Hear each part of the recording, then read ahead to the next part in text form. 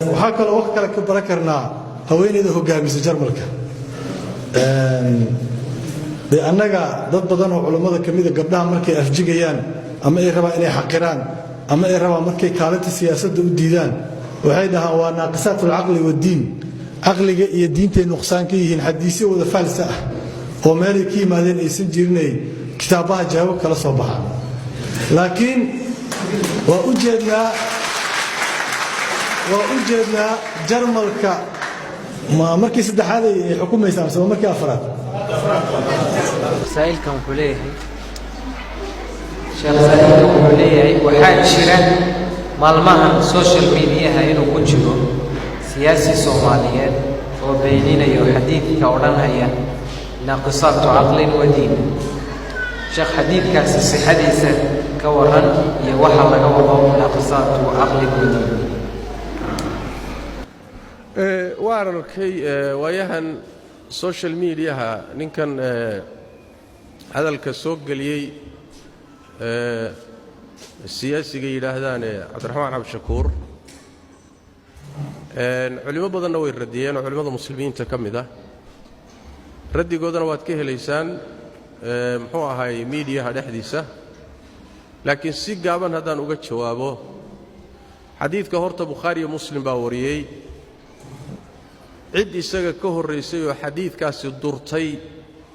ama daciifisayna ma jirto asaguna waa siyaasiyo xadiid ma yaqaano xadiidku ma sugan yahay mise ma sugna inuu wax ka og yahay u malayn maayo qaab cilmi ah oo xadiiska ama u daciifin karo ama u saxiixin karo maxay yeelay xadiid Bukhari iyo Muslim ku yaalo culimadii ugu horeysay wax daciifiye aysan jirin kumuusan dhiiradeen hadduu cilmi xadiid wax ka garanayo waa mid labaade xadiidka macnihiisana muusan fahmin waxa ilaa xadiidka nabigu markuu fasiray sallallahu alayhi wasallam aayad quraan ku fasiray oo salka u saaray oo aayada quraanka fi suurati al-baqara ku jirta aayatul mudayana ku jirta buu nabigu ku tafsiiriyay sallallahu alayhi wasallam oo masaladu ay tahay dumarka waxa laba la isu daba dhigay inay mid haday halmaanto ta kala xusuusiso xuquuqdii baa la ilaalinayaa xuquuqdii yaa la ilaalinayaa mid labaad way xadiidka muusan fahmin oo wuxuusan u fahmin ama intuu fahmay buu kas iska yeelyeel ayuu uga tilaabsaday xadiidku wuxuu ka hadlayaa wax la yiraahdo ishhaad ee kama hadlayo shahaado kama hadlayo waxaan u jeedaa aayaddu waxay ka hadlaysaa nabigu xadiidka u celiyay ishhaad buu ka hadlaysaa shahaado kama hadlo waxa kala duwan markhaati furka maxkamadda horteeda ah iyo xuquuq ay dadku ruuxu doonayo inuu yaani wax way tawfiiqiyo xuquuqda iyada ah inuu markhaati u sameeyo oo xuquuqdii inayna lumin markhaatiga loo sameeyo iyo waxa kala duwan maxkamadda horteeda markhaatiga la furayo uu kala duwan yahay xadiidka iyo aayaddu waxay ka hadlayaan waa mas'alatul ishhaad ee shahaadada maxkamadda ma ah waa qodob kale isla xadiidka laftiisa nabigu sallallahu alayhi wasallam wuxuu ku cadeeyay dumarka markuu yiri naaqisaatu aqlin wa diin waxay yiraahdeen naqsiga aqliga naga ku jira muxuu yahay wuxuu nabigu sallallahu alayhi wasallam soo aayadii quraanka ahayd soo ilaahay laba iskuma lamaanin say isu xusuusiyaan markay ta kala halmaanto waa halmaan baa laga hadlayaa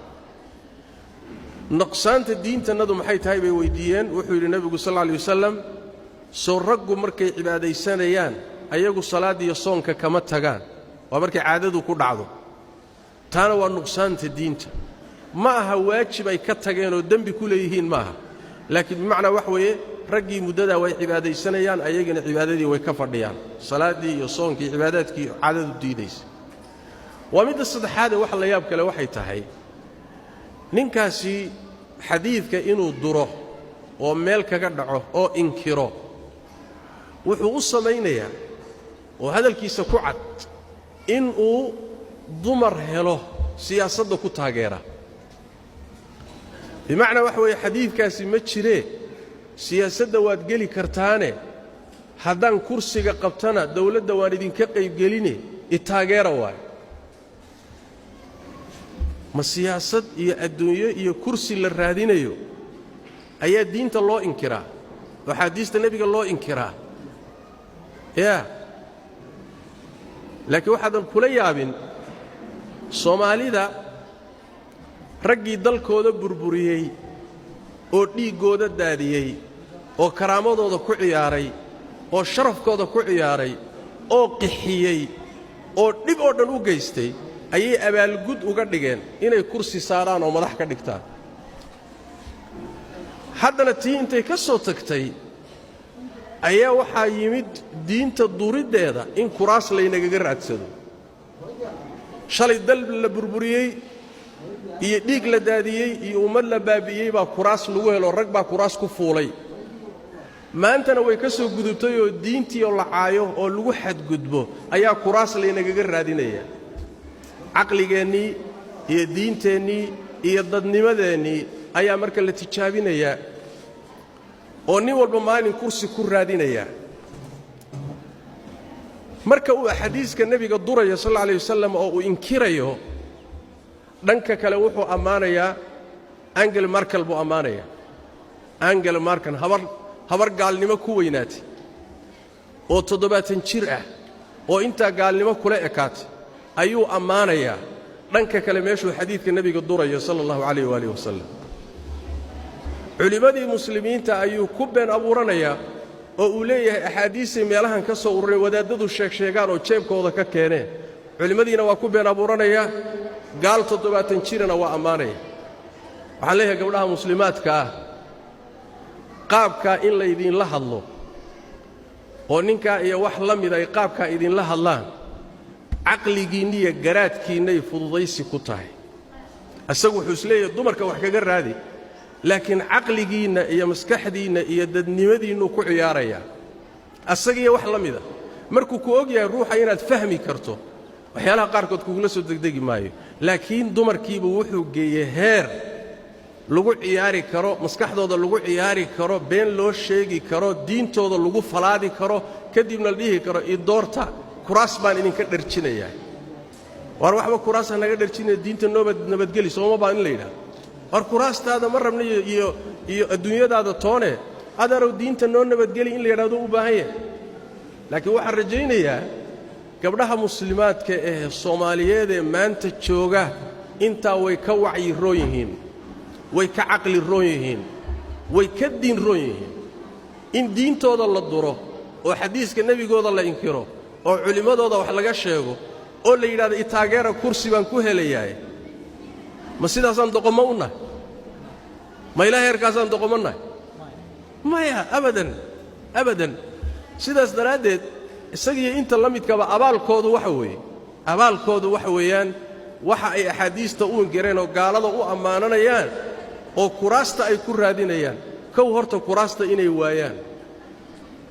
oo ummadda Soomaaliyeed ay ku baraarugto kaasoo kale wax loo dhiibtana ma aha wax kursi la siiyana ma aha wax ummad muslima hogaamin karana ma aha wax mas'uulana ma aha wax mas'uula ma aha ummadaha uu ka hadlayay gaalada dhaqamadooda ilaaliyaan culture-kooda ilaaliyaan kaniisadooda ilaaliyaan baybalkooda ilaaliyaan waa ummadan uu amaanayo waa laakiin wax weeyaan adigu culture-na ma lihid diinna ma lihid dhaqan ma lihid ummad baa doonaysa marka inaad qaabkaasi wax kaga hesho sidaas daraadeed waxa noocaas oo kale ah quraanka kariimka baan la yaabay sida uga warramay ninkaas waxa la yiri wadaad buu ahaan jiray dadkii wax akristay buu kamid ahaa waxaan la yaabay quraanka kariimka markuu ka warramayo ruuxa diinta wax ka fahmay ee haddana insilaakhay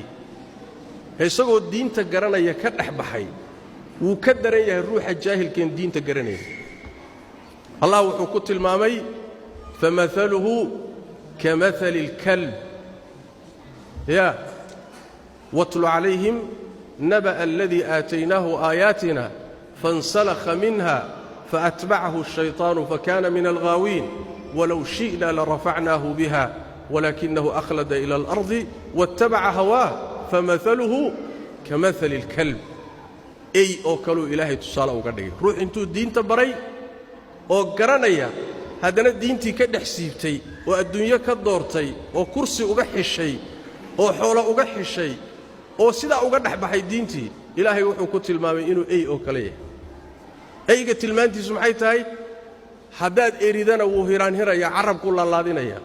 haddaad iska dayso uu nasan yahayna carabkuu laalaadinaya waa hiraanhiraya laba gooraba waa hiraanhiraya carabku cariyaduu daadinaya ilaahay miihaal xun buu ka bixiyey sidaas daraaddeed waxa noocaasoo kale ah wacyiga ummadda muslimka ah gaar ahaan gabdhaha Soomaaliyeed wacyigoodu waa ka sarreeyaa maanta in lagu siro in culimada la caayo axaadiista nebiga la inkiro kursina lagaga raadsado intaasi wacyigiinnu waa ka sarreeyaa waana runtii wax way xaqiraad iyo yasid caqligiinna iyo maskaxdiinna lagu samaynayo waay maalintan muqdisho tagay waxaan la kulmay gabdha iyo dumar badan oo waliba dumarka siyaasadda ku jira ama siyaasadda u ololeeya inay galaan oo Soomaali ah oo hooyooyin maamooyin u badan ayaan la kulan aniga culimo kale waxaan leeyahay wuxuu ahaa gabdhahaasi waxay raadinayaan waxay leeyihiin xuquuqdii dumarka ee siyaasadda Soomaaliya rabnaa in la siiyo kootadanadii ama qoondadanadii siyaasadda hana la siiyo culimada ay la fadhiisteen waxyaalaha isku raaceen waxa ka mid oo ay leeyihiin annaga wax shareecada iyo diinta ka hor imaanayo marna ma rabno waxay diintu noo ogoshahay baan rabnaa waaba gabdhihii siyaasadda ku jiray kuwii kale iska badaa diintooda iyo dhaqankooda iyo culture-kooda iyo inay ilaashadaan yaa asal ah laakiin waxa weeye in diin xoor iyo diin tuur iyo xadiis inkir iyo diintoo lagu tunto kuraas lagaga raadsado gabdhaha muslimaadka caqligaasi waa horu ahaa waxaan dhihi lahaa cabdiraxmaan cabdishakuur waxaan dhihi lahaa tawbad baa kuu furanay tawbadkeen ilaahay u soo noqo tawbadaadana iclaami kana noqo khaladkaad gashay ilaahayna uga tawbadkeen tawbaddu waa furan tahay inta aad nooshahay laakiin sidaas ummadna ku hoggaamin maysid kursina ku heli maysid madaxweynena lagaa dhigan maayo ummaddana diinteeda haddaad ku ciyaarto aakhara la'aan iyo adduun la'aan baa kugu dhici ilaahay u soo noqo wallahu aclam